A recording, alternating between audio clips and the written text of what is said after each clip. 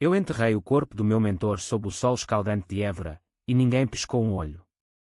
Eles me chamaram de fracassado, um moleque de Alfama que sonhava alto demais, mas eu provei que o sangue lava melhor que as lágrimas. A vingança não é um grito, é um sussurro que ecoa nos salões do poder em Lisboa, e eu sou o eco que não cala. O cheiro de sal e peixe frito pairava no ar úmido de Alfama quando tudo começou a desabar. Eu tinha 22 anos, recém-saído da Academia Militar em Amadora, com o peito estufado de ambição e o estômago vazio de ilusões. Meu pai, um pescador encurvado pelo tempo e pelo mar, sempre me dizia: João, o Tejo leva os sonhos dos tolos para o Oceato. Ele ria, com aquela gargalhada rouca que ecoava pelas ruelas estreitas, mas eu não ria. Eu sonhava com uniformes engomados, medalhas reluzentes e o respeito que ele nunca teve. Na academia, eu era o garoto de Alfama, o intruso entre filhos de generais e diplomatas de Belém. Eles me olhavam como se eu fosse uma piada, um erro de casting no Teatro da Nação. Meu primeiro teste de fogo veio no exercício de verão em Trás-os-Montes. O sol batia como um martelo em Bigorna, e o sargento, um homem chamado Vasco Mendes, me designou para liderar uma patrulha simulada através das serras. Mostra o que tens, rapazinho, ele rosnou, com o bigode grisalho tremendo de desdém. Eu era o mais novo, o mais inexperiente, e eles sabiam. Os outros rapazes, com apelidos como o filho do almirante e herdeiro de Mafra, cochichavam atrás das minhas costas. Eu ouvia: o moleque de Alfama vai nos afundar. Mas eu planejei tudo. Mapas rabiscados à noite, sob a luz fraca de uma lâmpada de quartel, rotas alternativas traçadas com fita métrica e bússola. Eu seria o herói daquela montanha. No dia, o nevoeiro desceu como um véu de noiva enlutado. Perdemos o sinal de rádio na primeira hora, e o terreno traiçoeiro nos engoliu. Eu gritei ordens, mas o pânico se espalhou como vinho azedo. Um dos rapazes escorregou num barranco, quebrando o tornozelo, e o outro, em pânico, disparou um flar que revelou nossa posição para o inimigo fictício. Falhamos. Espetacularmente. O debriefing foi um massacre verbal. Vasco Mendes me arrastou para o centro do refeitório, sob os olhares famintos dos cadetes. Olha para isto, senhores. O general de Alfama nos entregou aos lobos.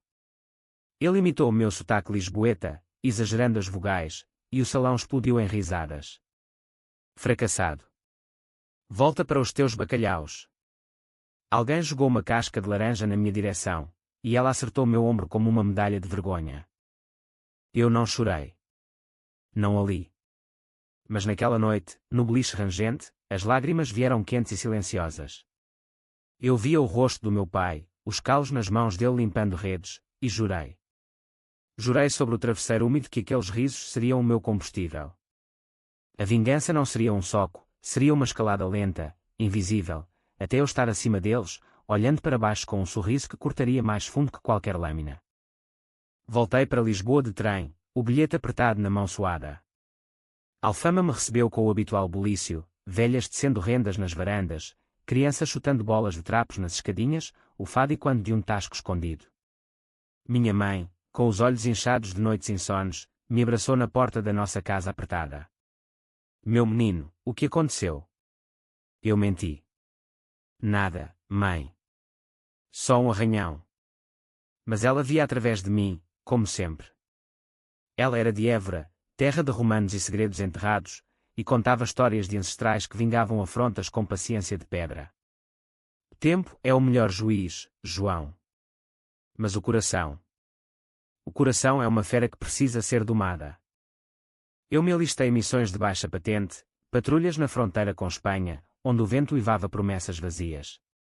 Aprendi a atirar com precisão cirúrgica, a ler mapas como um padre lê a Bíblia, a comandar homens que me viam como igual, não como piada. Mas o rancor fervia baixo, como o caldo de peixe na panela da minha mãe. Eu colecionava nomes: Vasco Mendes, o sargento Zombeteiro, Rui Costa, o cadete que liderou o coro de risos, e o capitão Almeida, que selou meu fracasso com um relatório que me manteve preso em Amadora por mais um ano. A oportunidade veio como um raio em céu claro. Uma operação conjunta com a NATO em Moçambique, resquícios do império que ainda sangravam. Eu me voluntariei, mentindo sobre minha experiência. No avião para Maputo, eu rolei o dossiê: insurgentes em ascensão, corrupção nos altos escalões, e um general local que precisava de um escudeiro leal. Meu contato era o tenente-coronel Eduardo Salazar, um homem de Setúbal com cicatrizes de Angola e um ódio visceral por fraquezas.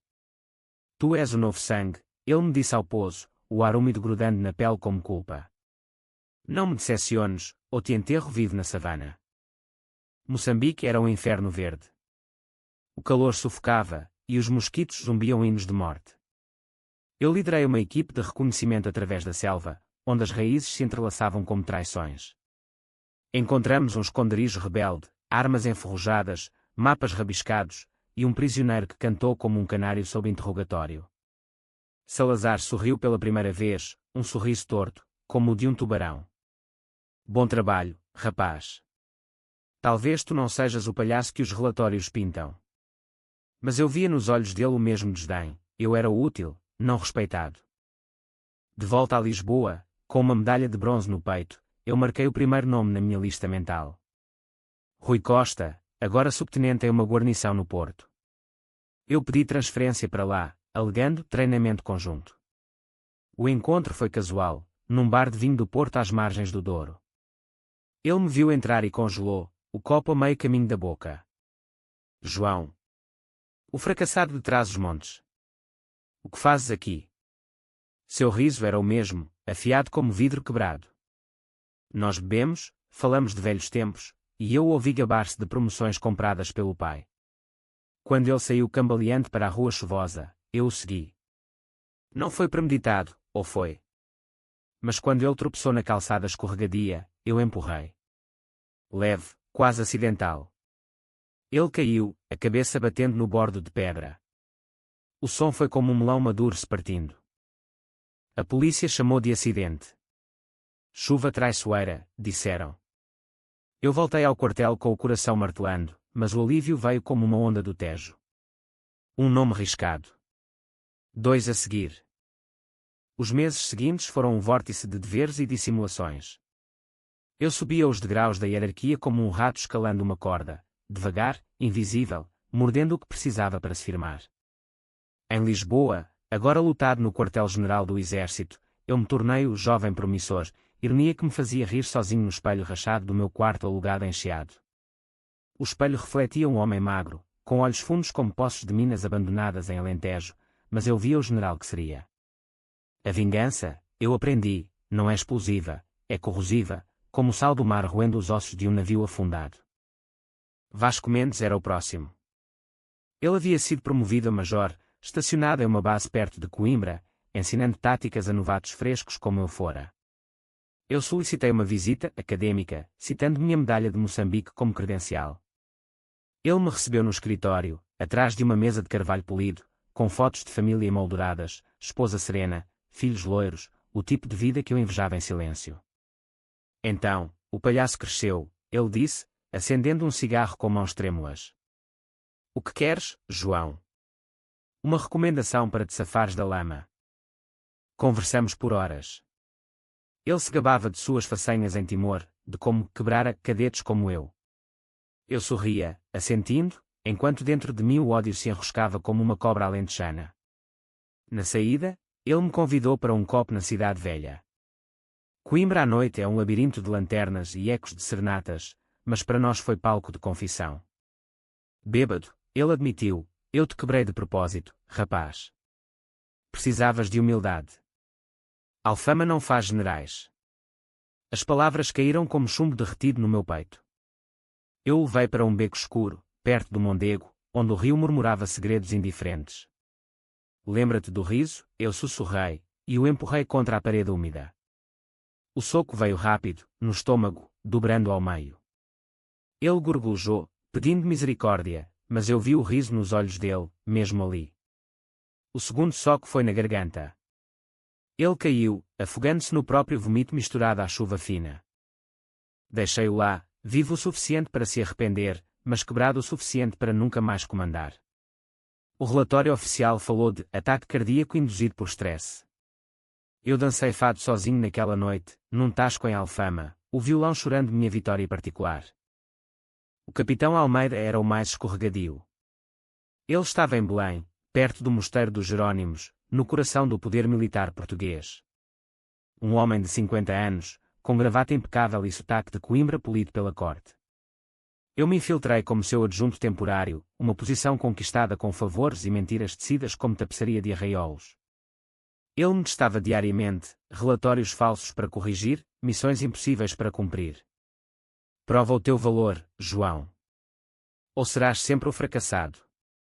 Seus olhos eram frios como o azulejo das igrejas antigas, e eu via neles o reflexo de todos os que me pisaram.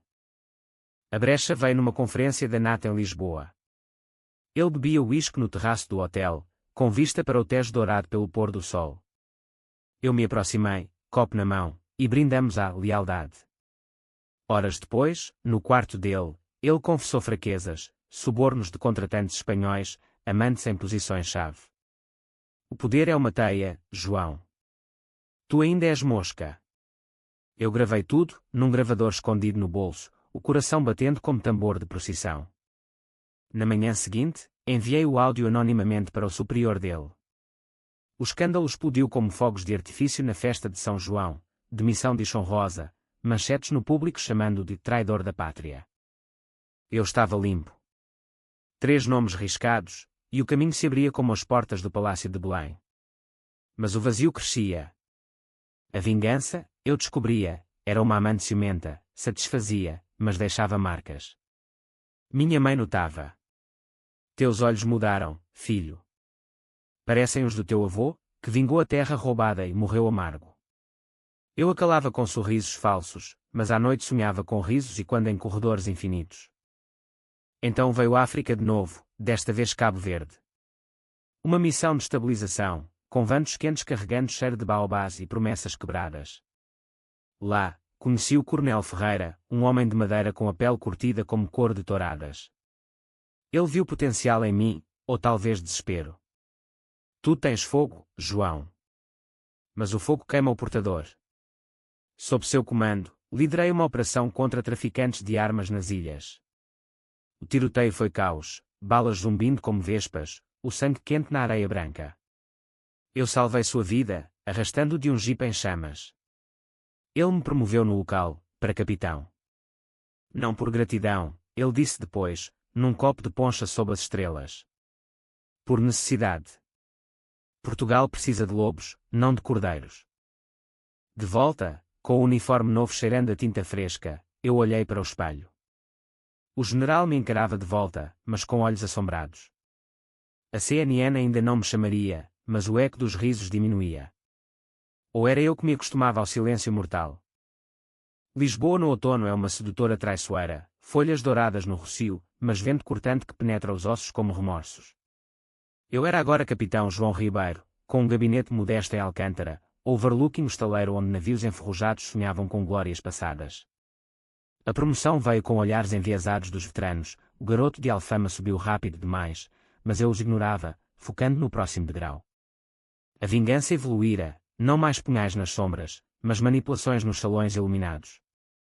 Eu colecionava aliados como selos raros, um deputado do PSD em Aveiro, um jornalista do Expresso com dívidas, uma amante do ministro da Defesa que sussurrava segredos entre lençóis de linho egípcio. O general seguinte na lista não era um zombeteiro direto, mas um símbolo, o brigadeiro-general Santos, o homem que aprovara o relatório de Trás-os-Montes e rir em particular com Almeida. Ele era de uma família antiga, com raízes em Óbidos, castelos em vez de barracas de fado. Eu o encontrei numa gala no Casino Estoril, luzes de cristal refletindo em taças de champanhe como estrelas falsas.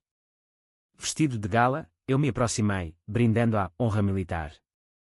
Ele me reconheceu vagamente, o jovem de Amadora. Ouvi que te safaste. Seu tom era paternal, mas os olhos diziam, ainda és o plebeu. Dançamos o tempo da conversa, ele se gabava de conexões na UE, eu fingia admiração.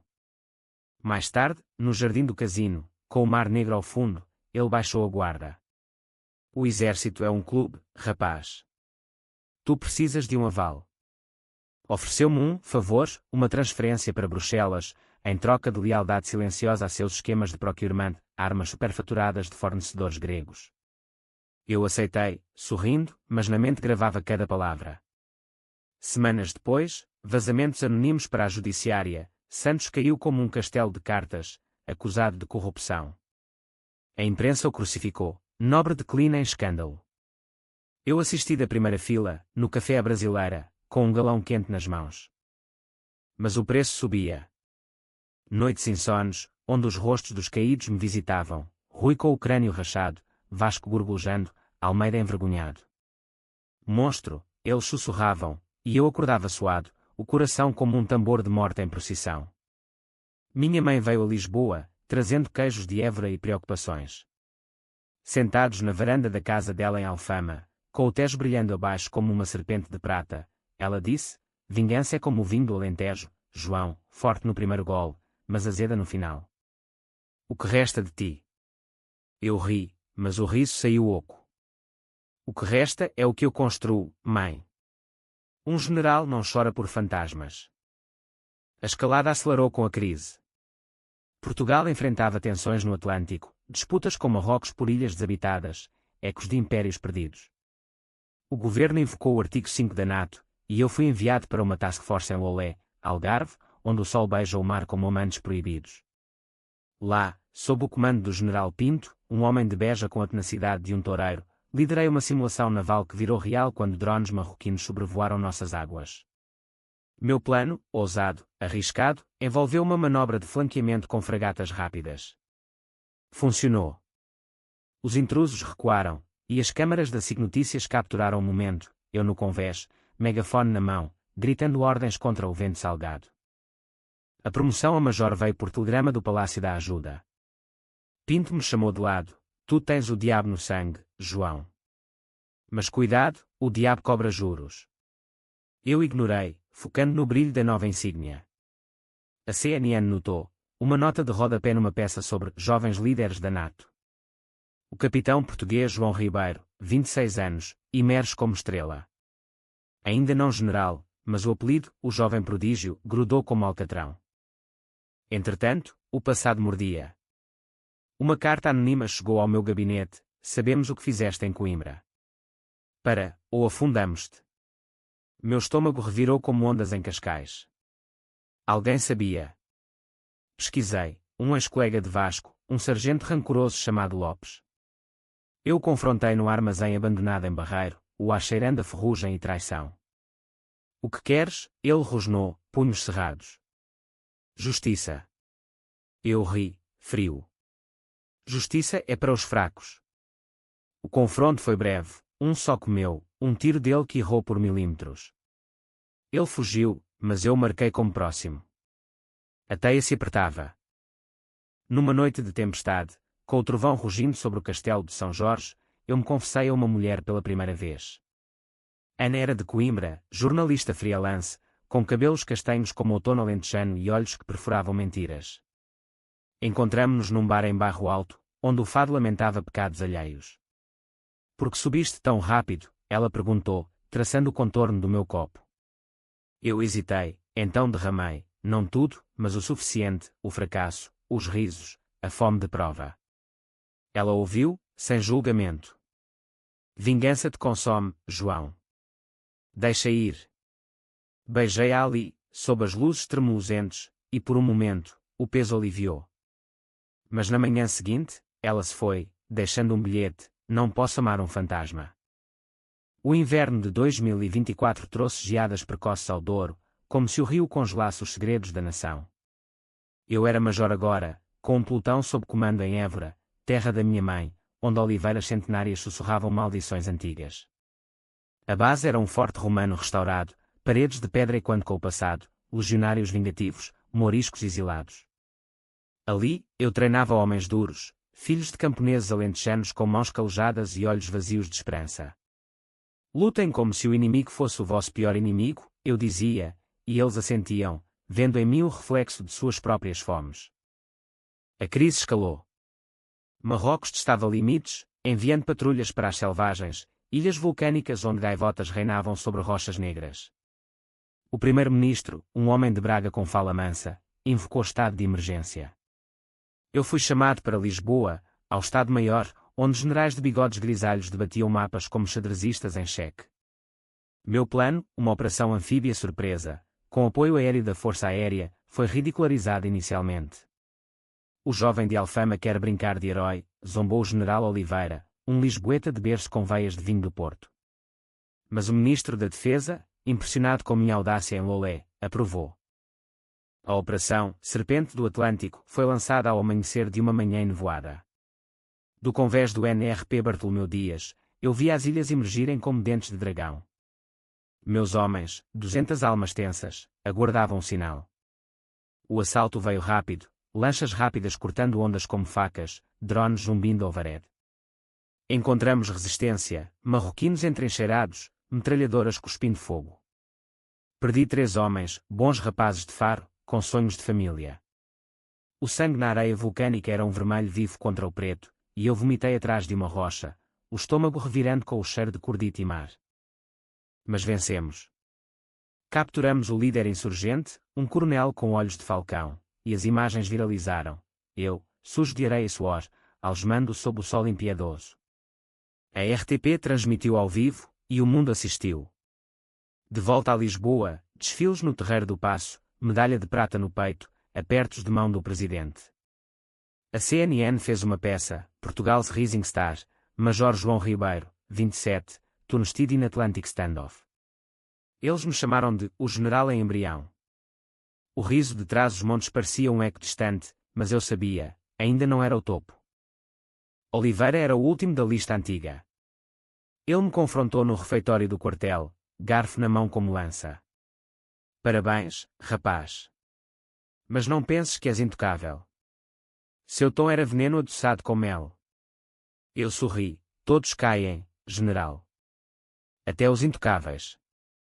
Semanas depois, seu dossiê vazou, casos de assédio a cadetes, encobertos por décadas. Ele se suicidou no escritório, uma bala na têmpora, deixando um bilhete: a vergonha é pior que a morte. Eu li no jornal, no café da esquina de Alfama, e pela primeira vez, o chá sob amargo. Mas a teia se complicava. Lopes, o sargento rancoroso, reapareceu. Ele me esperou na saída de uma missa em Alfama, a igreja de São Miguel cheirando a incenso e perdão negado. Eu sei tudo, João. Rui, Vasco, os outros. Paga o conto. Seu hálito fedia a aguardente barata. Eu o levei para as docas, onde guindastes rangiam como almas penadas. Quanto? Ele pediu 50.000 euros. Eu ri. O preço da lealdade é mais alto. O empurrão foi para o Tejo, negro e faminto. O splash foi abafado pelo tráfego de barcos. Nenhum corpo, nenhum testemunho. Apenas outra sombra no rio. Ana voltou, inesperada, numa noite de neblina em Cascais. Eu li sobre ti. O herói. Estávamos na praia, ondas lambendo os pés como confissões. Eu contei mais, as noites de dúvida, o vazio após cada queda.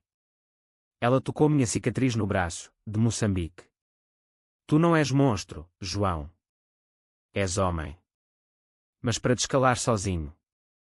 Fizemos amor num hotelzinho à beira-mar, com o som das ondas como fado suave.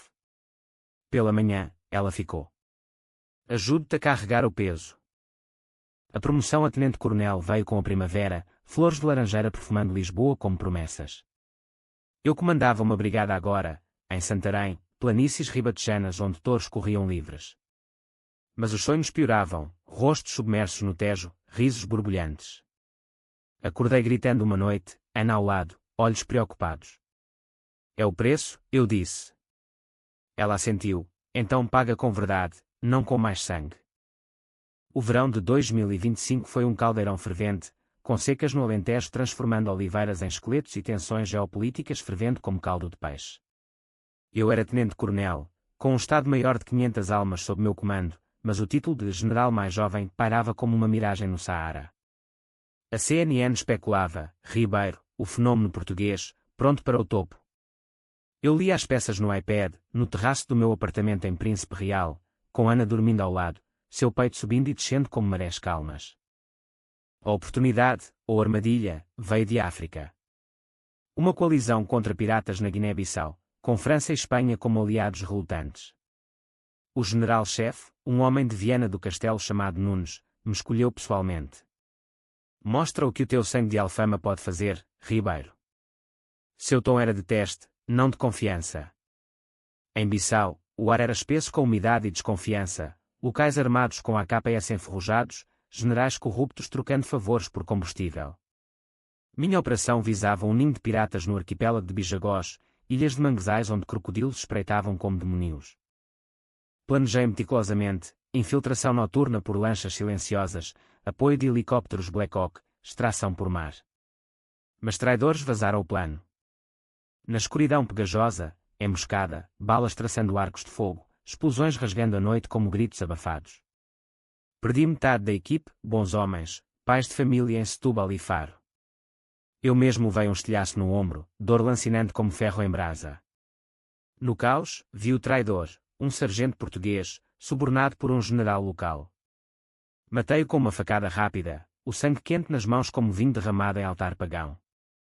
Vencemos, capturando o líder pirata e uma carga de mísseis roubados. Mas o custo, 15 mortos, incluindo um tenente que me salvara em Lolé. De volta a Lisboa, inquérito, como vazou o plano. Eu apontei o traidor morto, mas sombras pairavam. A imprensa sensacionalista farejava, herói ou negligente. Ana me segurava à noite, aplicando curativos no ombro, sussurrando, tu salvaste o resto. Isso basta. Mas para mim, não bastava. O rancor renascia, contra os que duvidavam, contra o sistema que devorava seus filhos. Nunes me chamou ao gabinete em Belém, paredes forradas de tapeçarias de batalhas quinhentistas. Bom trabalho, apesar de tudo. Mas há murmúrios. Ele ofereceu uma saída, aposentadoria precoce, com pensão generosa. Ou arriscas mais? Eu ri, amargo. Arrisco tudo, general. Como sempre. Saí dali com uma promoção implícita, coronel, e um assento no Conselho de Estratégia. A virada veio em setembro, com a cimeira da UE em Sintra. Tensões com Marrocos explodiram novamente, um navio português afundado por acidente, 20 marinheiros mortos. O país uivava por retaliação. Meu plano ousado, uma demonstração de força combinada, com porta-aviões emprestados EUA, foi aprovado em pânico. Liderando do QG em Monsanto, coordenei o contra-ataque, mísseis de precisão neutralizando bases inimigas, sem baixas portuguesas. O mundo parou, Portugal afirma soberania atlântica. A promoção foi anunciada pelo presidente em direto na TV, Brigadeiro-General João Ribeiro, o mais jovem da nossa história, aos 28 anos. A CNN liderou as manchetes, From Lisbon slunch to Natuero, Portugal se um gesto general makes history. Desfiles em todo o país, de Porto a Lagos, com bandeiras tremulando como asas de águias. Eu marchei no terreiro do Paço, Ana ao lado na tribuna, orgulhosa mas pálida. Conseguiste? Ela sussurrou. Mas nos meus olhos, ela via o vazio. Os risos de trás os montes. Silêncio. Mas à noite, sozinhos no apartamento, com o Tejo piscando luzes distantes, eu confessava, matei para chegar aqui, Ana. Não fantasmas, homens. Ela tremia, mas segurava minha mão. Então para. Seja o general que cura, não que fere. Eu tentava. Reformas no exército, mais transparência, treinamento para jovens de bairros como Alfama, comendas para viúvas de soldados caídos. Mas o passado não perdoa. Uma investigação anônima surgiu, ligações a mortes acidentais. Lopes. Um fantasma seu. Eu contratei investigadores privados, de Faro, homens discretos como sombras de touradas. Descobri, um jornalista rival, invejoso do meu ascenso, cavando sujeira. Confrontamo-o num café em Alfama, sob o olhar indiferente de Santos de Azulejo. Para, ou te enterro, eu disse, voz baixa como fado. Ele parou. Mas o medo se instalou, um companheiro indesejado. Outubro trouxe chuvas torrenciais a Lisboa, lavando ruas como lágrimas tardias. Eu era o brigadeiro-general João Ribeiro, com gabinete no topo da hierarquia, vistas para o Tejo que outrora me vira nascer em humildade. A CNN me entrevistou, de fracassada fenômeno, qual o segredo? Eu sorri para a câmara, uniforme impecável, e disse, trabalho duro e um pouco de sorte portuguesa. Mas dentro, o segredo era veneno, corpos no rio, sussurros silenciados, uma escada construída sobre ossos. Ana e eu nos casamos em Évora, numa capela antiga com cheiro de lavanda e história. Minha mãe chorou, o pai, agora orgulhoso, com mãos trêmulas, brindou com o vinho local. O Tejo leva os sonhos, mas tu trouxeste de volta. A lua de mel em Madeira foi paraíso breve, levadas verdes, vinho doce, noites onde o Atlântico cantava hinos de paz. Podemos ter uma vida normal agora, ela disse, mão na minha barriga inchada, grávida de 3 meses. Eu assenti, mas o telefone tocava, alertas de inteligência, sombras de novas crises. A última peça da vingança caiu como domínio final. O presidente do Conselho de Chefes, General Costa, não o Rui, mas um homónimo cruel, que rira do meu dossiê inicial, enfrentava eleições internas. Eu tinha dossiês, seus negócios sombrios com empreiteiras de armamento, amantes subornadas. Vazamentos seletivos, e ele caiu, nomeando-me seu sucessor interino. Aos 28, eu era o mais jovem general da história, como a CNN gritava em loops intermináveis. A cerimônia em Belém foi espetáculo, fanfarra, salvas de canhão e quando no Tejo, o presidente apertando minha mão sob flashes cegantes. Portugal te saúda, General Ribeiro. Ana sorria, mas seus olhos imploravam, acabou. Na recepção, brindes com Porto, eu vi rostos do passado, viúvas de Vasco e Almeida, olhos acusadores. Monstro, pareciam dizer. Bebi mais, rindo alto, mas o riso era o deles, e quando? A crise final veio em novembro, um golpe tentado em Moçambique, resquícios de colonialismo. Eu liderei a resposta, voando para Maputo com uma força-tarefa. No calor opressivo, negociando com rebeldes em tendas poeirentas, vi o ciclo, vingança gerando vingança, como o fado que lamenta mas nunca para. Perdi amigos de novo, mas estabilizamos. De volta, condecorado mais uma vez, mas o peso esmagava. Numa noite de dezembro, com neve rara caindo em Lisboa como confete de adeus, eu me ajoelhei perante Ana. Eu parei. Nada mais de sombras. Ela tocou minha face, então vive. Para nós, para o bebê. Mas o sonho veio aquela noite, todos os mortos subindo do Tejo, risos borbulhantes. Acordei gritando, e Ana me acalmou, é passado. A CNN me chamou de herói, mas heróis são forjados em fogo, e o meu queimava por dentro. Eu caminhei pelas ruelas de Alfama, o mar salgado no ar, e jurei verdade, vingança completa é prisão eterna. Mas em Alfama, sob as varandas de rendas, ouvi um fado novo, não de dor, mas de redenção frágil. O general mais jovem da história aprendeu, o topo é solitário, mas descer com amor é a verdadeira vitória. E assim, com o sol nascendo sobre o Tejo, eu comecei a reescrever o fim. Não com sangue, mas com luz.